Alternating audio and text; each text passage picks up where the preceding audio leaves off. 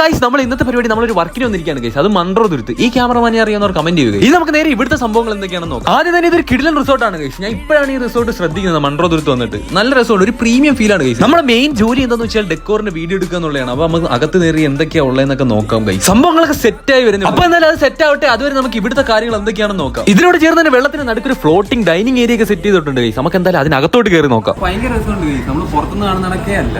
Come on.